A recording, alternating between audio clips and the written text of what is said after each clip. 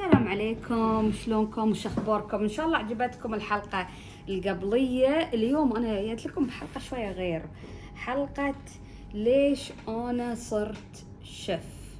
ناس وايد يسالوني ليش صرت شيف. انا احب المطبخ من زمان واحب الطبخ من زمان، وللحين احس انه يعني اقرب طريق حق البني ادم هو بطنه، مو بس حق الرجال، حق الرجال وحق المرأة. وما اعرف اعبر عن حبي او امتناني حق الشخص الا لين طبخت له، فاللي اطبخ له حظه حلو. المهم خلوني اقول لكم ونرجع شويه لاوقات الطفوله. يوم كان عمري 9-8 سنوات اتذكر دشيت المطبخ. خل برويكم مني قاعد اشرب شاي الربيع جرين تي مع منت لذيذ. المهم كنت ادش المطبخ مع ابوي كان طباخ شاطر، فكنت ادش المطبخ كنت اساله سؤال واحد، كان وايد هاي السؤال يعني محيرني محيرني عدل في ذاك الوقت. كنت اقول له هل الطباخ عباس على شباس والله في قصة في الموضوع ازيد؟ فكان يضحك وما يعطيني رد، لا لازم تتعلمين تحطين دي مع دي في الاوقات الصح ما ادري شنو. بس انا خذيت الفرصه وتعلمت منه كذا شغله. عقب كم من سنه اتذكر امي وابوي شاركونا، كانوا حاسين ان الشغله وايد مهمه حق حياتنا، فشاركونا في جمعيه الهلال الاحمر. كان عندهم برنامج صيفي يعلمون فيه CPR ويعلمون فيه هاي الاشياء، شلون تنقذ نفسك من الحرايق وهاي الامور. فكان عمري كان عمري ذاك الوقت 11 سنه. ومن ضمن الاشياء كان في مخيم صيفي اللي هو كنا نروح نشيل اغراضنا ونرقد في المكان، يعني في مبيت وفي غدا وعشاء وهاللون. بس كان من ضمن المسابقات من يطبخ احلى طبق، ومن حظي الحلو مني خذيت اول جائزة في الطبخ في حياتي.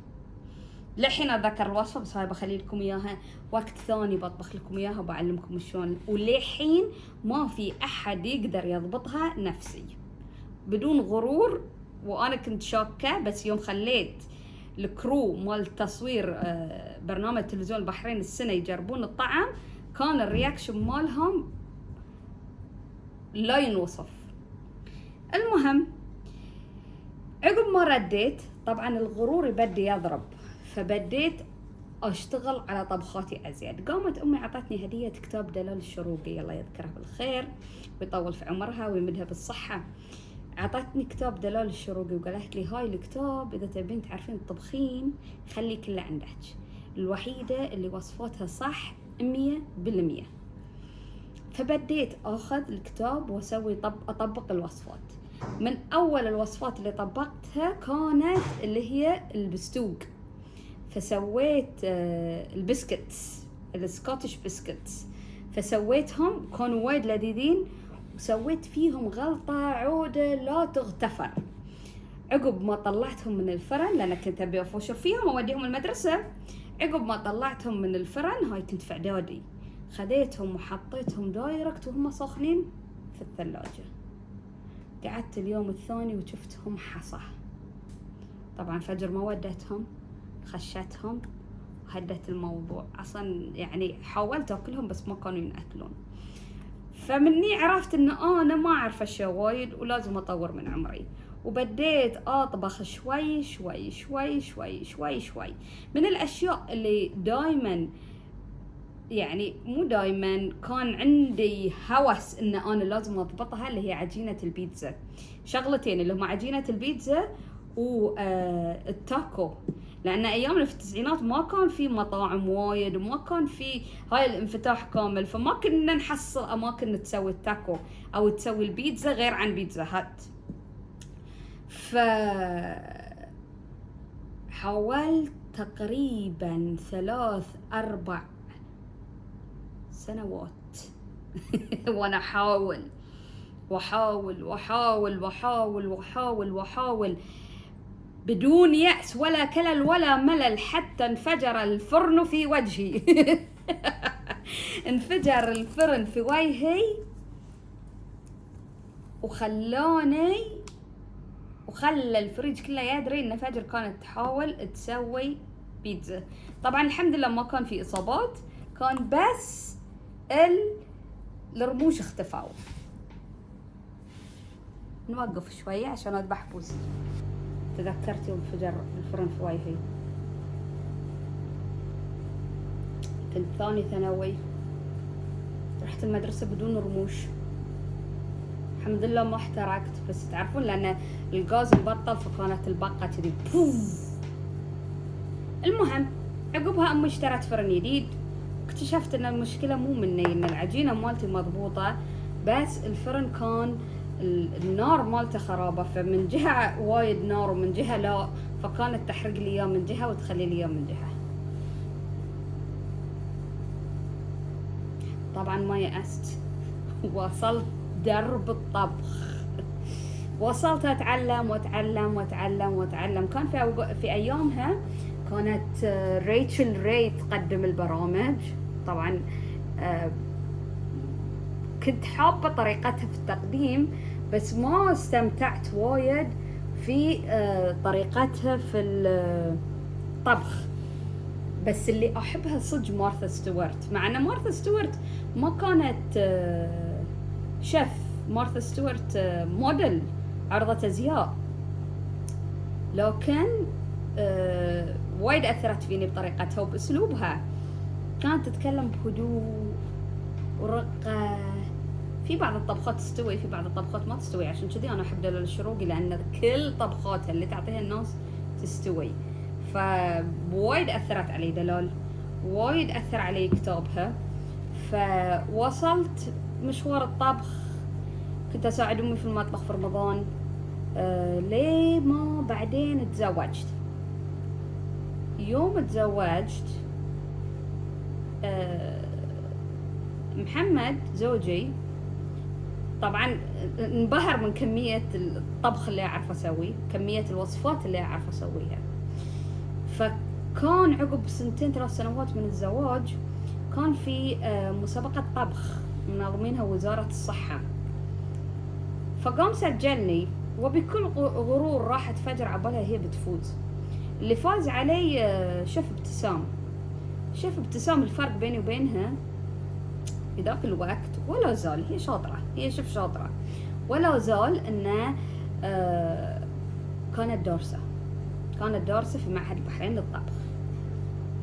فقمت قلت له خلني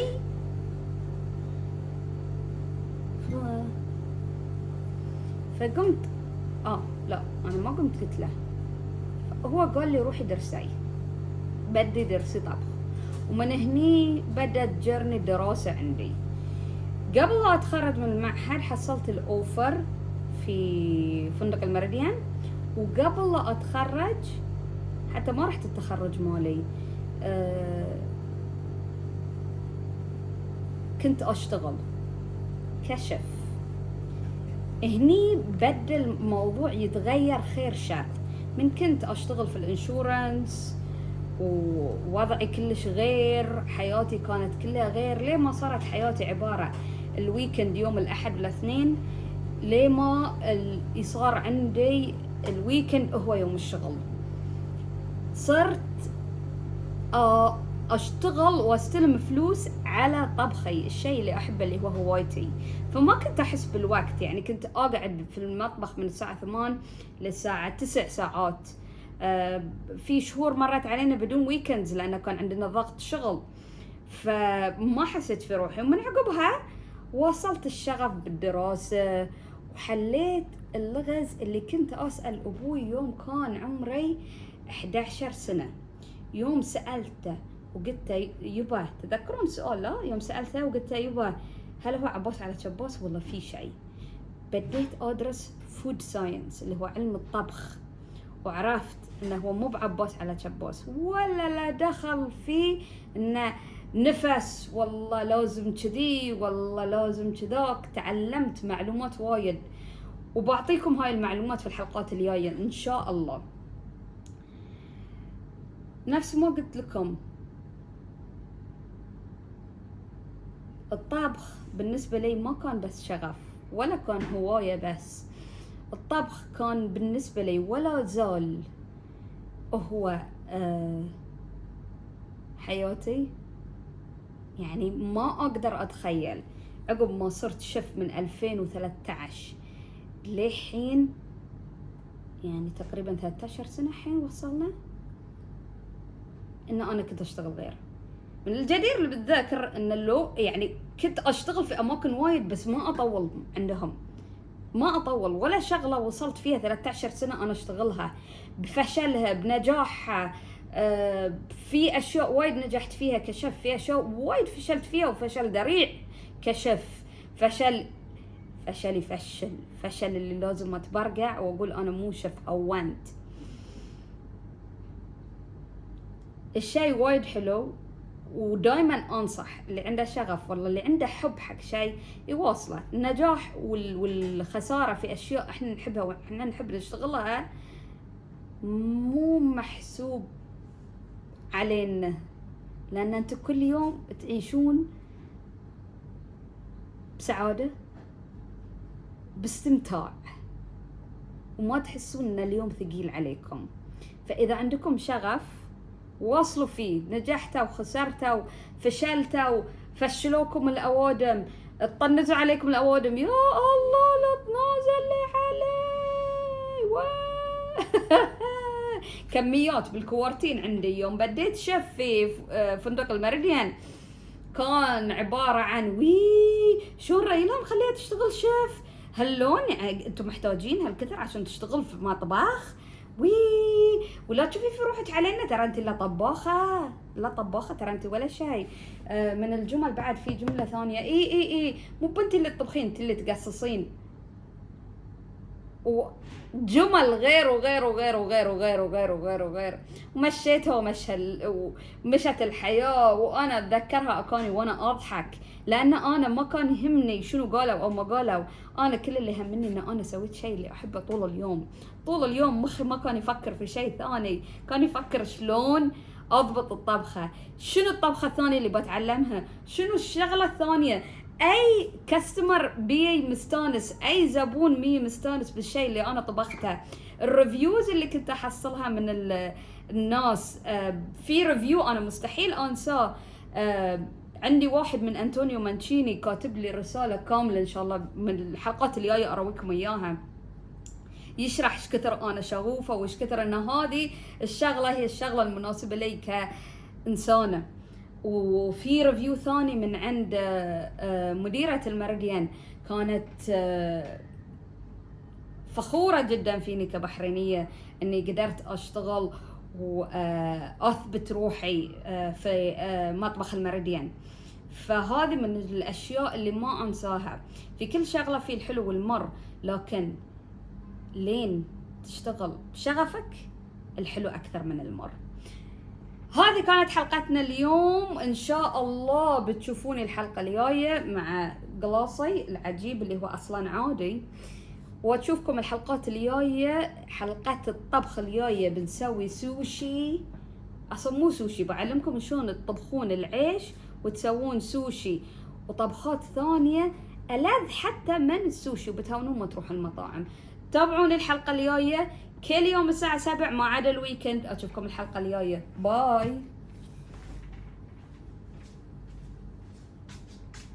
السبب ليش قطعت حلقتي من البلوبرز بس برويكم، فقمت طرتها.